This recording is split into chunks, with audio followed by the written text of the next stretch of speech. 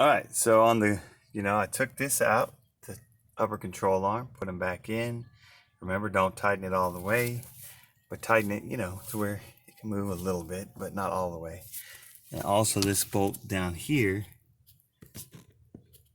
don't tighten it all the way either until we get it on the ground.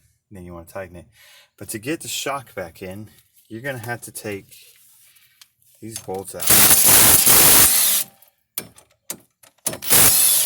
in order for the shock to come up through here, because I tried to push down on it, and unless you put it in when you're putting the lower control arm, which I could have done too, could have put it in at the same time, it would have saved me a little time, but since we didn't, we'll just take 2 of those bolts off, and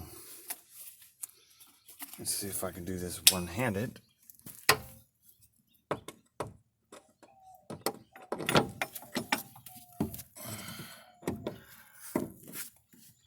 But anyways, you see it right there, how it goes up in there. You may have to push down with it on a pry bar, push down this area, and then get it in there.